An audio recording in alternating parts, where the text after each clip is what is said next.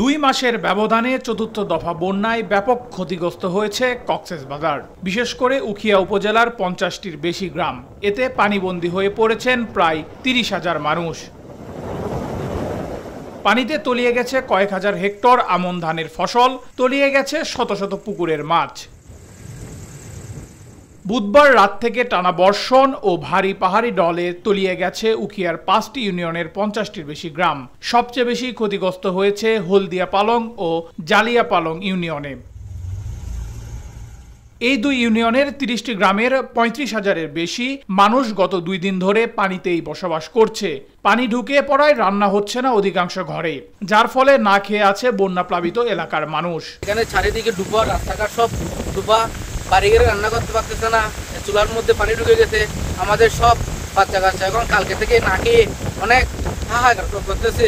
কোথাও যাবো, যাওয়ার কত রাস্তা নেই।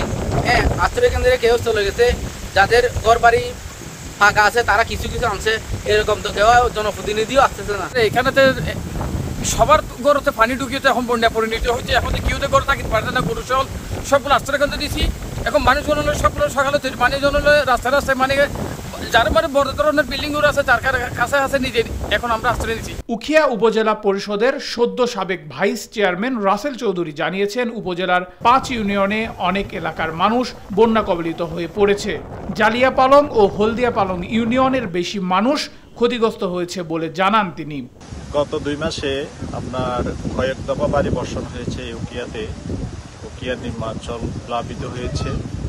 এই 2 মাসে কয়েকবার কাঁচা রাস্তা, কাঁচা ঘরবাড়ি বিলীন হয়েছে।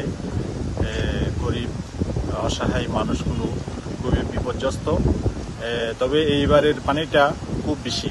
অন্যান্য দিন নিকটে এ ধরনের বন্যা এবং ভারী বর্ষণ হয়নি। এবার যেটা দেখলাম এটা অস্বাভাবিক পানি। বিশেষ করে হলদিয়ার বিভিন্ন এলাকা, জালিয়া পালংয়ের আপনার বিশাল এলাকা, রাজা পালং, আপনার রত্না পালংয়ের কিছু অংশ, পালংকালির তো কিছু অংশ প্লাবিত হয়েছে। ব্যাপক ক্ষয়ক্ষতি হয়েছে। কাটিয়ে উঠতে আমাদের অনেক দিন লেগে যাবে। এদিকে হলদিয়া পালং ইউনিয়নের চেয়ারম্যান ইমরুল কায়েস চৌধুরী জানিয়েছেন, 2 মাসের ব্যবধানে 4 দফা বন্যায় তার ইউনিয়নে 20টির বেশি গ্রামের মানুষ অসহায় হয়ে পড়েছেন। গত 2 দিনের বৃষ্টির কারণে আমার এলাকার প্রায় 10,000 মানুষ এখন পানিবন্দী হয়ে আছে। এখানকার প্রায় 20টি গ্রাম প্লাবিত হয়েছে। আমরা এখনো পর্যন্ত প্রশাসনের কাছ থেকে কোনো ধরনের সাহায্য সহযোগিতা পাইনি। যেসব মানুষ গত কালকে থেকে না খেয়ে আছে তাদের কাছে খাদ্য সামগ্রী এবং সুপেয় পানি পৌঁছে দেওয়ার জন্য আমরা প্রশাসনের কাছে জোর দাবি জানাচ্ছি। নেহাল আহমেদ প্রান্ত, news desk, south Asian Times.